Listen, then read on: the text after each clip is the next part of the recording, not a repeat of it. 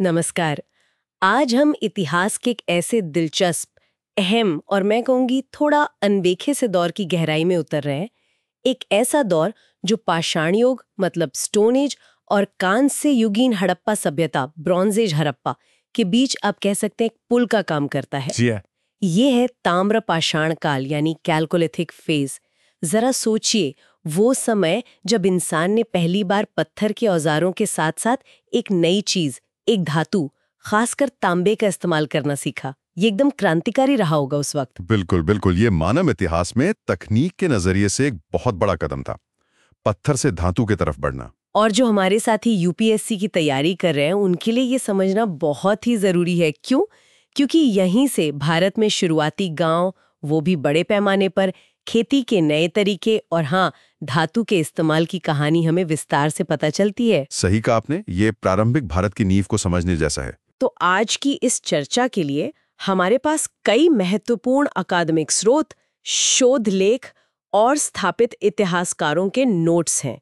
और हमारा मिशन, हमारा मकसद साफ है, इन सभी स्रोतों से जानकारी निकालकर इस ताम्र पाषाण काल की पूरी तस्वीर को बिल्कुल स्पष्ट और सरल तरीके से आपके सामने रखना। हाँ, कोशिश यही रहेगी कि हर पहलू को छुआ जाए। चाल्कोलिथिक जैसा नाम से ही पता चलता है, चाल्को यानी तांबा और लिथिक यानी पत्थर।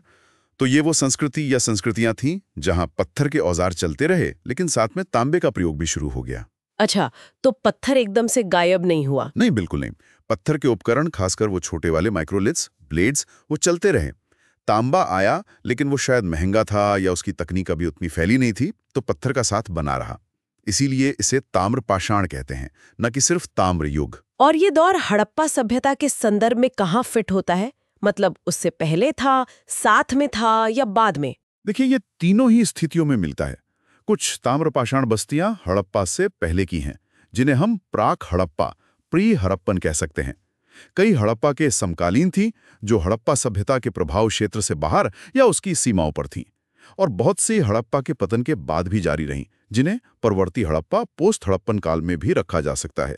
ये मुख्यतः ग्रामीण समुदाय थे। तो ये बड़ा व्यापक फैलाव लगता है समय और भूगोल दोनों में। चलिए सबसे पहले बात करते हैं इन बस्तियों की, इनके फैलाव की। कहाँ-कहाँ ये संस्कृतियां पनपी? हाँ, इनका भौगोलिक विस्तार काफी बड़ा था। सबसे पहले अगर हम पश्चिम भारत की बात करें, तो दक्षिण पूर्वी राजस्थान एक महत्वपूर्ण केंद्र था। यहाँ आहार और गिलुंद जैसे स्थल मिले हैं। हाहार, इसका कुछ खास मतलब? जी, आहार का प्राचीन नाम ताम्बवती मिलता है। ताम्बवती यानी तांबे वाली जगह है। इससे साफ पता चलता है कि यहाँ तांबे का काम बड़े पैमाने पर होता था। शायद यहाँ तांबे के अयस्क और आसानी से मिलते थे। ओ ताम्बवती, ये नाम याद रखने लायक है। बिल्कुल। और यहाँ की खासियत थी विशिष्ट काले और लाल रंग के मृदभांड, मतलब मिट्टी के बर्तन, ब्लैक एंड रेड वेयर, जिसे हम संक्षेप में BRW कहते हैं। ये संस्कृति की पहचान जैसे थे। गिलुंद भी पास में ही एक महत्वपूर्ण स्थल था, शायद एक क्षेत्रीय केंद्र रहा होगा। और ये आहार संस्कृति का समय क्या रहा होगा लगभग? आहार संस्कृति का समय मोटे तौर पर 2100 ईसा पूर्व से 1500 ईसा पूर्व के बीच माना जाता है। 2100 से 1500 BC। ठीक है। राजस्थान के अलावा और कहाँ? फिर हम आते हैं पश्चिमी मध्य प्रदेश पर। यहाँ मालवा, कायथा और एरण प्रमुख स्थल हैं। मालवा संस्कृति तो अपने बहुत ही उच्च कोटि के समृद्ध मृदभांडों के लिए जानी जाती है। मालवावेर अपने डिजाइन और बनावट के लिए काफी मशहूर है। कायथा भी एक पुरानी ताम्र पाषाण बस्ती मानी जाती है। मालवावेर यानी बर्तनों की क्वालिटी यहाँ ज्यादा अच्छी थी? हाँ, कह सकते हैं।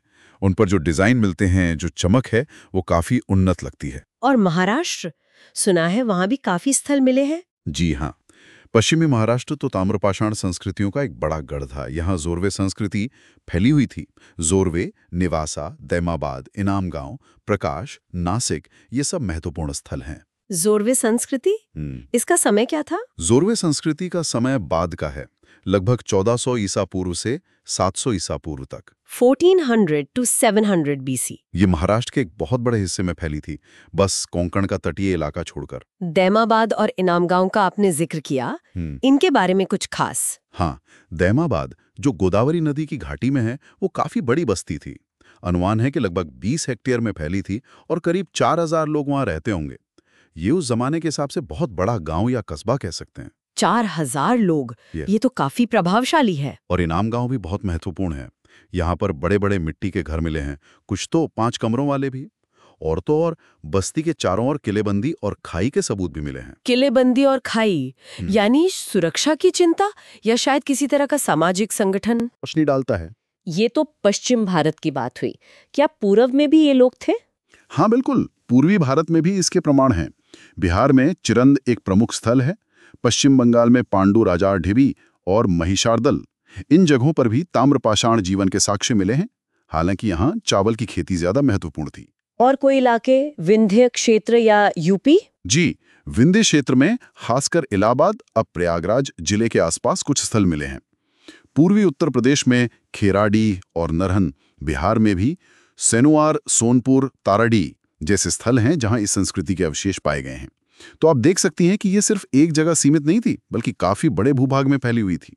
वाकई, राजस्थान से लेके बंगाल तक और महाराष्ट्र से लेके यूपी तक, ये तो सच में अखिल भारतीय न सही पर एक व्यापक परिघटना थी। अच्छा, अब जरा इनके औजारों और बर्तनों पर थोड़ी और विस्तार से बात करते हैं। आपने कहा पत्थर और तांबा दोनों थे। हाँ, पत्थर के सूक्ष्म पाषाण उपकरण यानी माइक्रोलिथ्स और पत्थर के ब्लेड लगातार इस्तेमाल होते रहे। ये शायद रोजमर्रा के छोटे मोटे कामों के लिए, शिकार के लिए या फसल काटने के लिए भी इस्तेमाल होते होंगे। और तांबा, उसके क्या औजार बनाते थे ये लोग? तांबे से कुल्हाड़ियाँ, छैनियाँ, चाकू, मछली पकड़ने के कांटे, चूड़ियाँ, मनके वगैरह बनाते थे। लेकिन ध्यान देने वाली बात यह है कि तांबे के औजार ज्यादा संख्या में नहीं मिले हैं। तांबा शायद उतना सुलभ नहीं था या उसकी कारीगरी कुछ खास लोगों तक ही सीमित थी। कहीं कहीं निम्न श्रेणी का कांसा यानी ब्रॉन्ज और बाद के चरणों में लोहा भी मिला है, लेकिन वो बहुत कम। तो मुख्य जोर पत्थर पर ही रहा ज्यादातर जगहों पर, कह सकते हैं। रोजमर्रा के लिए पत्थर ज्यादा सुलभ था, तांबा खास औजारों या शायद प्रतिष्ठा की वस्तुओं के लिए रहा होगा। और बर्तन, आपने काले और लाल मृदभांड का जिक्र किया था। जी, ब्लैक एंड रेड वे इस काल की, खासकर लगभग 2000 ईसा पूर्व के बाद की एक प्रमुख पहचान है। ये बर्तन चाक पर बनाए जाते थे, जो कुम्हारी के चाक का प्रयोग दिखाता है। चाक का प्रयोग यानी बर्तन ज्यादा सुडौल और एक जैसे बनते होंगे। बिल्कुल, और इनकी खासियत थी कि इनका अंदरूनी हिस्सा और मुंह के पास का बाहरी हिस्सा काला होता था, जबकि बाकी बाहरी हिस्सा लाल। ये एक खास तकनीक से पकाने पर होता था, जिसे इन्वर्टेड फायरिंग कहते हैं। इन पर अक्सर सफेद रंग से रेखीय डिजाइन, मतलब लाइंस, डॉट्स, ज्योमेट्रिक पैटर्न्स बने होते थे। ये देखने में काफी आकर्षक लगते थे। क्या सिर्फ BRW ही थे या और तरह के बर्तन भी थे? नहीं, और भी कई तरह के बर्तन थे। जैसे मालवा में अलग तरह के चित्रित बर्तन थे, जोरवे के बर्तन अलग थे। हर क्षेत्र की अपनी कुछ खास शैलियां थीं, लेकिन BRW एक कॉमन लिंक जैसा दिखता है कई जगहों पर। ठीक है, तो हमने बस्तियों का फैलाव देख लिया, उनके औजार और बर्तन समझ लिए। अब आते हैं उनकी जीवन शैली और अर्थव्यवस्था पर। खाते क्या थे लोग? ये लोग मूल रूप से खेतीहर और पशुपालक थे। खेती में गेहूं और जौ मुख्य फसलें थीं, खासकर पश्चिमी और मध्य भारत में। बाजरा भी उगाते थे। कई तरह की दालें मिली हैं, जैसे मसूर, काला चना, हरा चना, मटर। दालें यानी प्रोटीन का अच्छा स्रोत था उनके पास। जी हाँ, और पूर्वी भारत जैसे बिहार, बंगाल में चावल मुख्य फसल थी। कपास का भी प्रमाण मिला है, खासकर दक्कन के इलाकों से। नौदा टोली जो मध्य प्रदेश में है, वहां से तो कई तरह के अनाजों के अवशेष मिले हैं, जिससे उनकी खेती की विविधता का पता चलता है। कपास यानी कपड़ा भी बनाते होंगे? हाँ बिल्कुल, आगे हम शिल्प में बात करेंगे। कताई बुनाई के प्रमाण मिले हैं। और खेती के अलावा पशुपालन भी अहम था। गाय, बैल, भेड़, बकरी, सुअर और भैंस पालते थे। बैल शायद खेती में और बोझ ढोने के काम आते होंगे। घोड़े के बारे में क्या वो घोड़ा पाड़ते थे? ये एक महत्वपूर्ण बिंदु है। आमतौर पे माना जाता है कि ताम्रपाषाण लोग घोड़े से परिचित नहीं थे। कुछ एकाध जगहों से संदिग्ध अवशेष मिले हैं, लेकिन वो निर्णायक नहीं है। घोड़े का व्यापक प्रयोग बाद में लौह युग में आर्यों के साथ जोड़ा जाता है। अच्छा, और जानवरों से और क्या मिलता था? मांस, दूध? मांस के लिए तो जानवरों का उपयोग होता ही था, क्योंकि कटी हुई हड्डियां मिली हैं। हिरण वगैरह का शिकार भी करते थे। लेकिन दूध निकालने और उसका उपयोग करने का चलन कितना था, इस पर थोड़ी अनिश्चितता है। कुछ विद्वान मानते हैं कि शायद ये लोग पशुओं का दूध निकालने की कला से अनभिज्ञ थे या उसका व्यापक उपयोग नहीं करते थे, जो उनकी पोषण संबंधी सीमाओं में से एक हो सकता है। ये तो दिलचस्प बात है। जानवर पाल रहे हैं पर दूध का पूरा उपयोग नहीं। और मछली? आपने मछली के कांटों का जिक्र किया था। हाँ, तांबे के बने मछली पकड़ने के कांटे कई जगहों से मिले हैं। इससे पता चलता है कि जहां नदियां या तालाब थे वहां मछली पकड़ना भी उनके भोजन का हिस्सा था। तो खेती, पशुपालन, शिकार, मछली पकड़ना, ये सब मिला के उनकी गुजर बसर होती थी। अब उनके घरों के बारे में बताइए, कैसे घरों में रहते थे? घर ज्यादातर साधारण होते थे। दीवारें कच्ची मिट्टी की ईंटों यानी मड ब्रिक्स से बनती थी या फिर सरकंडों की बुनी हुई चटाई जैसी बनाकर उस पर दोनों तरफ से मिट्टी का लेप चढ़ा देते थे। इस तकनीक को वॉटल एंड डॉब कहते हैं। अच्छा, वॉटल एंड डॉब, ये तो आज भी गांवों में कहीं कहीं दिखता है। जी हाँ, ये काफी पुरानी और कारगर तकनीक है। छतें शायद घास-फूस की होती होंगी। घरों का आकार आयताकार या रेक्टेंगुलर या गोलाकार सर्कुलर होता था। आमतौर पर एक कमरे वाले घर होते थे, लेकिन इनाम गांव जैसी जगहों पर बड़े कई कमरों वाले घर भी मिले। पक्की ईंटों का इस्तेमाल क्यों नहीं करते थे ये लोग? हड़प्पा वाले तो करते थे। यही एक बड़ा अंतर है। ताम्रपाषाण लोग आमतौर पर पक्की ईंटों का प्रयोग करना नहीं जानते थे या नहीं करते थे। इसका एक अपवाद गिलुंद में मिला है, जहां लगभग 1500 ईसा पूर्व के आसपास पक्की ईंटों के कुछ प्रमाण हैं, लेकिन वो बहुत सीमित है। शायद तकनीक पता नहीं थी, या उसकी जरूरत महसूस नहीं हुई, या ईंधन की कमी थी। और आपने दैमाबाद और इनाम गांव के बड़े आकार और किलेबंदी का जिक्र किया था। वो क्या दर्शाता है? दैमाबाद का बड़ा आकार, 20 हेक्टेयर, 4000 लोग, दिखाता है कि ये सिर्फ एक छोटा सा गांव नहीं था, बल्कि एक बड़ा ग्रामीण केंद्र या शायद एक प्रोटो शहरी, प्रोटो अर्बन स्थल बनने की प्रक्रिया में था।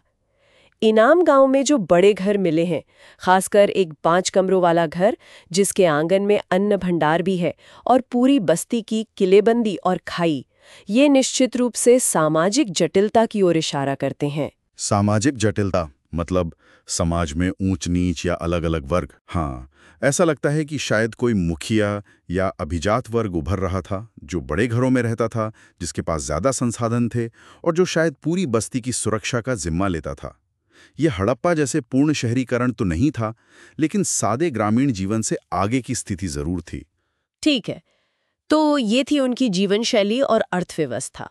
अब आते हैं कला, शिल्प और उनकी मान्यताओं पर। क्या कुछ खास कलाकृतियां या शिल्प के प्रमाण मिले? हाँ, शिल्प के मामले में ये लोग काफी कुशल थे।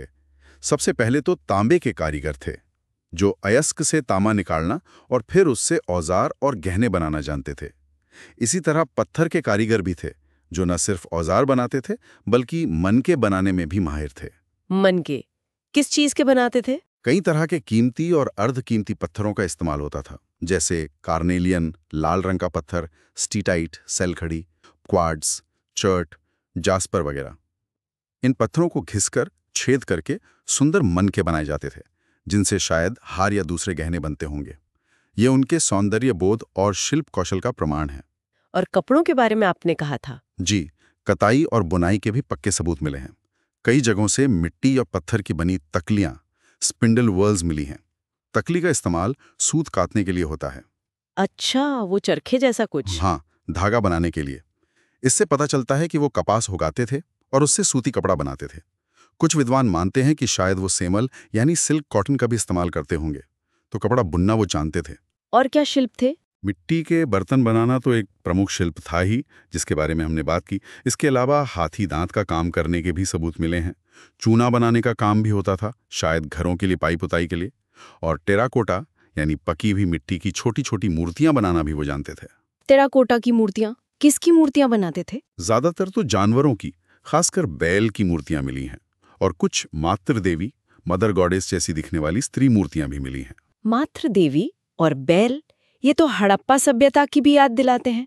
क्या इनका कोई धार्मिक महत्व था? बिल्कुल। टेराकोटा की मातृ देवी की मूर्तियां मिलना ये संकेत देता है कि शायद उर्वरता, फर्टिलिटी या देवी की पूजा का कोई रूप प्रचलित रहा होगा। और जो बैल की मूर्तियां मिली हैं वो अक्सर शैलीगत हैं, मतलब यथार्थवादी कम और कलात्मक ज्यादा। ऐसा माना जाता है कि ये बैल शायद किसी धार्मिक पंथ या शक्ति का प्रतीक रहे होंगे, जैसा कि कृषि समाजों में अक्सर होता है। ये दिलचस्प है। अब उनकी शवाधान प्रथाओं यानी अंतिम संस्कार के तरीकों के बारे में बताइए, वो कैसे करते थे? ये एक बहुत ही खास पहलू है ताम्रपाषाण संस्कृतियों का। हड़प्पा के लोगों की तरह इनके अलग कब्रिस्तान नहीं होते थे। ये लोग मृतकों को अपने घरों के आंगन या फर्श के नीचे ही दफना देते थे। घरों के नीचे? ऐसा क्यों? इसका ठीक ठीक कारण बताना मुश्किल है। शायद वो मानते थे कि मृतक परिवार का हिस्सा बने रहते हैं, या शायद जमीन की कमी थी, या कोई और सामाजिक धार्मिक मान्यता रही होगी। लेकिन ये प्रथा काफी फैली हुई थी। और कैसे दफनाते थे? क्या कोई खास तरीका था? हाँ, तरीका भी खास था। ज्यादातर जगहों पर, खासकर महाराष्ट्र में, शवों को बड़े बड़ी मिट्टी के कलशों यानी अर्न्स में रखकर दफनाया जाता था। बच्चों के लिए एक कलश और वयस्कों के लिए शायद 2 कलशों को मुंह से मुंह जोड़कर इस्तेमाल किया जाता था। कलशों में पूरा शव? शायद शव को मोड़कर या कुछ हिस्सों को रखकर। और दिशा भी महत्वपूर्ण थी। महाराष्ट्र में शवों को उत्तर दक्षिण दिशा में लिटाया जाता था, सिर उत्तर की ओर, जबकि दक्षिण भारत में जो ताम्रपाषाण स्थल मिले हैं वहां पूर्व पश्चिम दिशा में दफनाने का रिवाज था। ये दिशा का अंतर क्यों? क्या अलग अलग मान्यताएं थी? संभवतः ये क्षेत्रीय भिन्नता उनकी अलग अलग सांस्कृतिक या धार्मिक मान्यताओं का प्रतीक हो सकती है। और क्या शवों के साथ कुछ सामान भी रखते थे, जैसे मिस्र में रखते थे? हाँ, रखते थे, लेकिन मिस्र जितनी भव्यता से नहीं। आमतौर पर शवों के साथ उनके इस्तेमाल के मिट्टी के बर्तन रखे जाते थे, शायद परलोक में काम आने की मान्यता से। कभी कभी तांबे की कुछ वस्तुएं जैसे चूड़ियां या मनके भी साथ में दफनाए जाते थे। इससे क्या पता चलता है? इससे एक तो उनके परलोक संबंधी विश्वासों का अंदाजा लगता है। दूसरा, जो सामान रखा गया है उसकी मात्रा और गुणवत्ता से कभी कभी मृतक की सामाजिक हैसियत का भी अनुमान लगाया जा सकता है। जैसे इनाम गांव में एक मुखिया जैसे व्यक्ति की कब्र में ज्यादा और बेहतर सामान मिला है, जो सामाजिक असमानता की पुष्टि करता है। एक और बात जो आपने पहले कही थी वो चिंताजनक थी। पश्चिमी महाराष्ट्र में उच्च शिशु मृत्यु दर। कब्रों से इसका कैसे पता चलता है? पता ऐसे चलता है कि पश्चिमी महाराष्ट्र के जॉर्वे संस्कृति के स्थलों, खासकर इनाम गांव में जो कब्रें मिली हैं उनमें बच्चों और शिशुओं की कब्रों की संख्या वयस्कों की तुलना में बहुत ज्यादा है। ओह। हाँ, ये एक दुखद सच्चाई की ओर इशारा करता है कि उस समाज में शिशु मृत्यु दर बहुत अधिक थी। इसके कई कारण हो सकते हैं: पोषण की कमी, बीमारियां, साफ सफाई का अभाव या चिकित्सा ज्ञान की कमी। ये उनकी जीवन की कठिनाइयों का एक पहलू दिखाता है। ये वाकई सोचने वाली बात है। जीवन उतना आसान नहीं था। अच्छा, तो हमने उनकी बस्तियां, जीवन शैली, कला और मान्यताओं को समझा। अब जरा इस पूरे ताम्रपाषाण चरण के महत्व पर आते हैं। भारतीय इतिहास में इसका क्या योगदान रहा? देखिए, इसका महत्व कई पहलुओं से है। सबसे पहला और सबसे बड़ा महत्व तो यह है कि इन संस्कृतियों ने प्रायद्वीपीय भारत और भारत के कई अन्य हिस्सों में पहली बार बड़े और स्थायी गांव की स्थापना की। ये वो दौर था जब लोग घुमक्कड़ जीवन छोड़कर एक जगह बसकर खेती करने लगे और बड़े समुदाय बने। खासकर उन इलाकों में जहां हड़प्पा सभ्यता नहीं थी। बिल्कुल।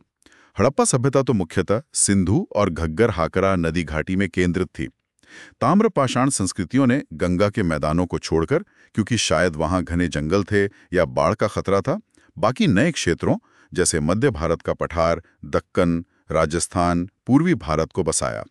इन्होंने नए इकोलॉजिकल जोन में मानव बस्तियों की शुरुआत की। और तकनीकी स्तर पर? तकनीकी स्तर पर जैसा हमने कहा, तांबे का प्रयोग शुरू हुआ, भले ही सीमित था।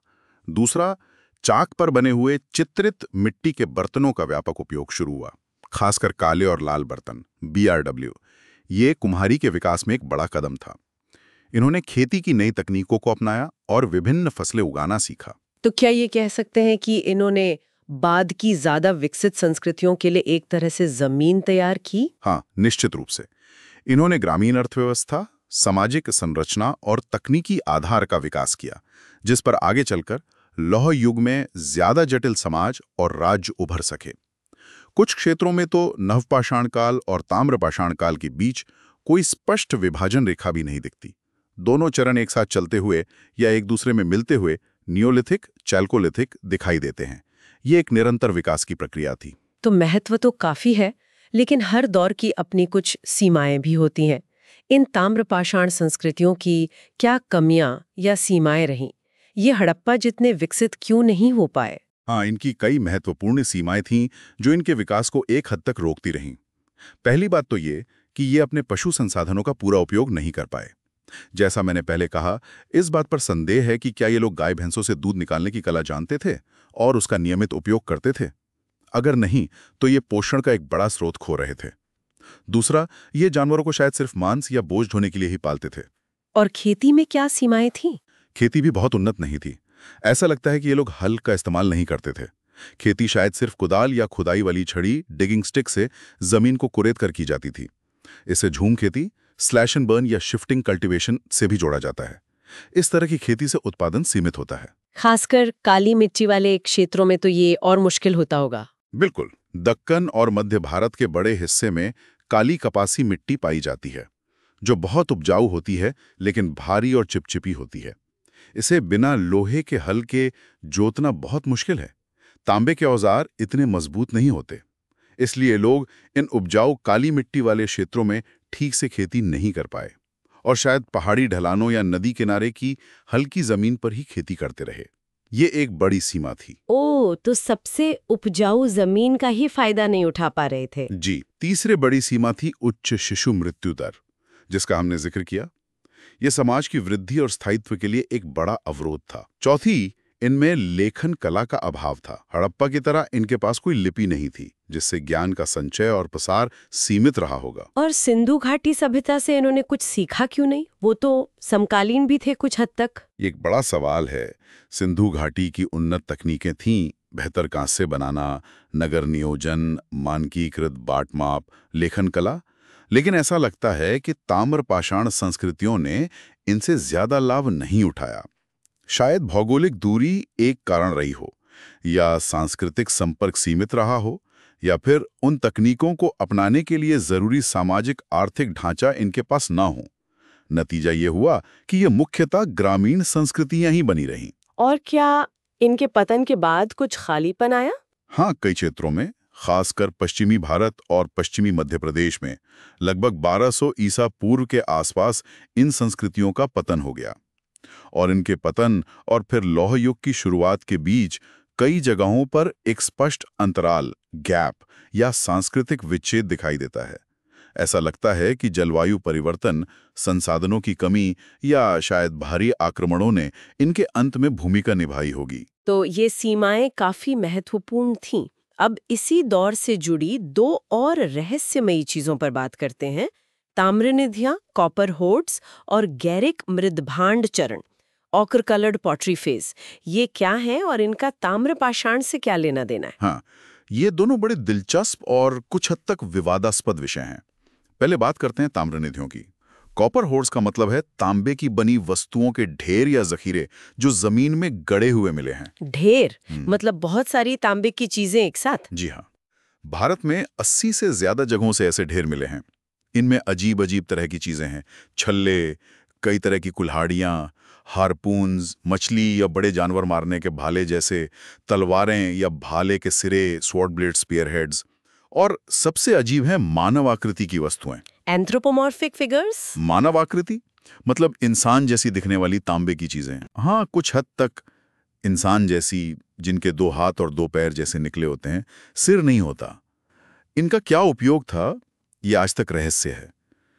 शायद ये पूजा पाठ की वस्तुएं थी या कोई खास औजार। ये निधियां कहाँ-कहाँ मिली हैं? इनका मुख्य जमाव गंगा यमुना के द्वाब क्षेत्र में है, लेकिन ये बिहार, उड़ीसा, मध्य प्रदेश, आंध्र प्रदेश और हरियाणा में भी मिली हैं। सबसे बड़ा ढेर मध्य प्रदेश में गुंगेरिया नामक स्थान से मिला है। गुंगेरिया, वहां क्या मिला? गुंगेरिया से 424 तांबे के औजार और हथियार मिले हैं और साथ में 102 चांदी की पतली चादरें भी। ये भारत में मिला सबसे बड़ा ताम्रनिधि है। ये दिखाता है कि ये लोग धातु कर्म में कितने माहिर थे। तो ये लोग कौन थे जिन्होंने ये चीजें बनाई और फिर जमीन में गाड़ दी? यही बड़ा सवाल है। ये औजार बहुत कुशलता से बनाए गए हैं, तो बनाने वाले माहिर कारीगर थे, लेकिन ये किसी एक बसी हुए संस्कृति से सीधे तौर पर जुड़े हुए नहीं लगते। इसलिए कुछ विद्वान मानते हैं कि शायद ये घुमंतु नोमैडिक किस्म के कारीगरों के समूह थे, जो घूम घूम कर तांबे का काम करते थे और जरूरत पड़ने पर अपना कीमती सामान जमीन में छुपा देते थे। और इनका गैरिक मृदभांड ओसीपी से क्या संबंध है? अक्सर इन ताम्रनिधियों को गैरिक मृदभांड यानी ओकर कलर्ड पॉटरी ओसीपी से जोड़ा जाता है। ये ओसीपी क्या है? ये गेरुए या हल्के नारंगी रंग के मिट्टी के बर्तन हैं, जो ज्यादातर ऊपरी गंगा घाटी वेस्टर्न यूपी में पाए गए हैं। ये बर्तन कैसे थे? ये ज्यादा अच्छी तरह पके हुए नहीं लगते और अक्सर इनके किनारे घिसे हुए मिलते हैं। ऐसा लगता है कि ये शायद ज्यादा समय तक इस्तेमाल नहीं हुए या जमीन में पड़े पड़े खराब हो गए। इनका रंग गेरुआ होता है, इसीलिए इन्हें गैरिक मृदभांड कहते हैं। तो होर्ड्स और ओसीपी का कनेक्शन क्या है? कनेक्शन ये है कि कई जगहों पर जहां ओसीपी मिली है, उसी पुरातात्विक स्तर या आर्कियोलॉजिकल लेयर के आसपास या उसी क्षेत्र में ताम्र निधियां भी मिली हैं। इसलिए अनुमान लगाया गया कि शायद ताम्र निधियां बनाने वाले लोग ही ओसीपी का इस्तेमाल करते थे। लेकिन क्या ये पक्का है? नहीं, ये पूरी तरह पक्का नहीं है। कुछ विद्वान इस संबंध पर सवाल उठाते हैं। ओसीपी वाली बस्तियों की खुदाई से जो परतें मिली हैं वो बहुत पतली हैं। इससे लगता है कि या तो ये लोग यहाँ बहुत कम समय के लिए बसे या फिर इनके अवशेष ठीक से संरक्षित नहीं रह पाए। हो सकता है ये लोग अर्ध घुमंतु रहे हों। और इनका समय क्या था ओसीपी का? ओसीपी का समय लगभग 2000 ईसा पूर्व से 1500 ईसा पूर्व के बीच माना जाता है, 2000 to 1500 बीसी। ये वो समय है जब हड़प्पा सभ्यता का पतन हो रहा था या हो चुका था। तो ये संभव है कि ओसीपी संस्कृति परवर्ती हड़प्पा वासियों के समकालीन रही हो, या शायद उन्हीं का एक बिगड़ा हुआ रूप हो जो पूर्व की ओर फैल गया था। इसमें एक और संस्कृति का नाम आता है गणेश्वर। उसका क्या रोल है? हाँ, गणेश्वर बहुत महत्वपूर्ण है। ये स्थल राजस्थान में खेतड़ी तांबा क्षेत्र के पास स्थित है। खेतड़ी तो आज भी तांबे के लिए मशहूर है। जी हाँ। गणेश्वर में बहुत बड़ी मात्रा में तांबे की वस्तुएं मिली हैं। तिल के सिरे, भाले, चूड़ियां, छैनियां वगैरह। और यहाँ के बर्तनों की शैली भी थोड़ी अलग है, ओसीपी जैसी नहीं। सबसे खास बात यह है कि ऐसा माना जाता है कि गणेश्वर संस्कृति हड़प्पा सभ्यता को तांबा सप्लाई करती थी। अच्छा, तो ये हड़प्पा के समकालीन थे। ये परिपक्व हड़प्पा मैच्योर हड़प्पा से भी पहले के लगते हैं। इनका समय लगभग 2800 ईसा पूर्व से 2200 ईसा पूर्व आंका गया है, 2800 to 2200 बीसी। तो ये एक तरह से प्राक हड़प्पा, प्री हड़प्पन ताम्रपाषाण संस्कृति थी जो हड़प्पा के लिए तांबे का एक बड़ा स्रोत थी। ये ना तो पूरी तरह हड़प्पा जैसी शहरी थी और ना ही ये ओसीपी या ताम्र निधि वाली संस्कृति थी। इसकी अपनी एक अलग पहचान थी। तो ये पूरी तस्वीर काफी जटिल लगती है। अलग अलग क्षेत्रों में अलग अलग समय पे थोड़ी थोड़ी भिन्नताओं के साथ ये ताम्रपाषाण संस्कृतियां फैली हुई थीं। बिल्कुल, कोई एक अकेली ताम्रपाषाण संस्कृति नहीं थी, बल्कि ये कई क्षेत्रीय संस्कृतियों का समूह था जिनमें कुछ समानताएं थी, जैसे पत्थर और तांबे का प्रयोग, चित्रित बर्तन, खेती और पशुपालन आधारित ग्रामीण जीवन। चलिए अब अंत में जरा इनके कालक्रम यानी क्रोनोलॉजी पर एक नजर डाल लेते हैं। कौन सी संस्कृति कब थी, इसका एक मोटा अंदाजा मिल जाए। हाँ, ये जरूरी है। जैसा मैंने बताया, गणेश्वर संस्कृति सबसे पुरानी मानी जाती है, लगभग 2800 से 2200 ईसा पूर्व। 2800-2200 बीसी गणेश्वर। फिर राजस्थान की आहार संस्कृति लगभग 2100 से 1500 ईसा पूर्व। 2100-1500 बीसी आहार। मध्य प्रदेश की कायथा संस्कृति लगभग 2000 से 1800 ईसा पूर्व। 2000-1800 बीसी कायथा। फिर मालवा संस्कृति थोड़ी बाद की, लगभग 1700 से 1200 ईसा पूर्व। 1700-1200 बीसी मालवा। और महाराष्ट्र की जोरवे संस्कृति सबसे बाद तक चली, लगभग 1400 से 700 ईसा पूर्व तक। 1400-700 बीसी जोरवे। ये काफी लंबा समय है। जी हाँ, ये काफी लंबे समय तक बनी रही। और ओसीपी का समय हमने देखा लगभग 2000 से 1500 ईसा पूर्व। 2000-1500 बीसी ओसीपी और शायद इसी से जुड़ी ताम्र निधियां। हाँ, मध्य और पूर्वी भारत में कई ताम्रपाषाण स्थल 1200 ईसा पूर्व के आसपास या उसके बाद तक भी चलते रहे। जैसा हमने देखा, पश्चिमी भारत और पश्चिमी मध्य प्रदेश में इनका पतन लगभग 1200 ईसा पूर्व के आसपास हो गया। लेकिन पूर्वी भारत जैसे पश्चिम बंगाल और मध्य गंगा घाटी में ये संस्कृतियां बाद तक, लगभग लौह युग की शुरुआत तक जारी रहीं। जोरवे संस्कृति तो 700 ईसा पूर्व तक थी। तो ये कार्यक्रम हमें दिखाता है कि ये कोई एक साथ शुरू होकर एक साथ खत्म होने वाली घटना नहीं थी, बल्कि अलग अलग क्षेत्रों में इसका उदय और अस्त अलग अलग समय पर हुआ। बिल्कुल सही। ये एक जटिल और लंबी प्रक्रिया थी। बहुत विस्तार से हमने चर्चा की। तो अगर हम आज की इस गहरी पड़ताल को समेटें तो ताम्रपाषाण काल भारतीय इतिहास का वो महत्वपूर्ण पड़ाव था जब मनुष्य ने पत्थर के साथ पहली बार धातु यानी तांबे का इस्तेमाल सीखा। जी। ये वो दौर था जब तांबे और पत्थर का संगम हुआ, जिसने भारत के विभिन्न हिस्सों में, खासकर हड़प्पा क्षेत्र से बाहर, पहली बड़ी ग्रामीण कृषि बस्तियों को जन्म दिया। जी। हमने राजस्थान की आहार, मध्य प्रदेश की मालवा और महाराष्ट्र की जोरवे जैसी महत्वपूर्ण क्षेत्रीय संस्कृतियों को जाना। हमने उनकी जीवन शैली को समझा। वो खेती करते थे, पशु पालते थे, कच्ची मिट्टी या सरकंडे के घरों में रहते थे। हाँ, और हमने उनके शिल्प कौशल को देखा, तांबे और पत्थर के काम में, मनके बनाने में, मिट्टी के बर्तन बनाने में।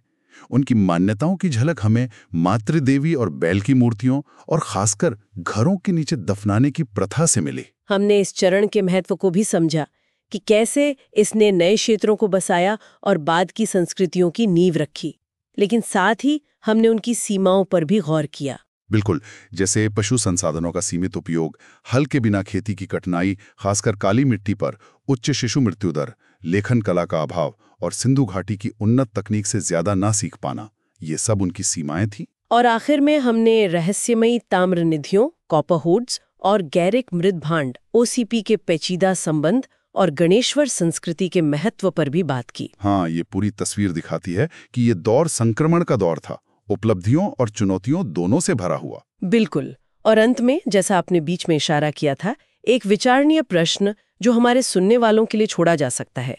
क्या आप सोच सकते हैं कि ताम्र पाषाण लोगों की यही तकनीकी सीमाएं, जैसे काली मिट्टी में खेती की कठिनाई या पशुओं का सीमित उपयोग या तांबे की अपनी सीमाएं, ने ही शायद बाद में एक ज्यादा मजबूत धातु लोहे के प्रयोग को इतना जरूरी और क्रांतिकारी बना दिया होगा? क्या इन्हीं सीमाओं ने अनजाने में ही सही लौह युग आयरन एज के आगमन और उन क्षेत्रों में नए अधिक शक्तिशाली राज्यों और साम्राज्यों के उदय का मार्ग प्रशस्त किया होगा, जहां पहले ताम्र पाषाण सीमा बस्तियां संघर्ष कर रही थीं? ये एक बहुत ही महत्वपूर्ण सवाल है जो हमें इतिहास की निरंतरता और बदलाव की प्रक्रिया पर सोचने को मजबूर करता है। कैसे एक युग की सीमाएं अगले युग के विकास का कारण बन सकती हैं। तो इस विचार के साथ हम आज की ये चर्चा समाप्त करते हैं। उम्मीद है ताम्र पाषाण काल की ये विस्तृत यात्रा आप सबके लिए, खासकर यूपीएससी की तैयारी करने वाले साथियों के लिए ज्ञानवर्धक और उपयोगी रही होगी। जरूर रही होगी। ये भारतीय इतिहास की बुनियाद का एक अहम हिस्सा है। हम आपसे आग्रह करेंगे कि इस जानकारी को और पुख्ता करने के लिए आप इस चर्चा को दोबारा सुनें।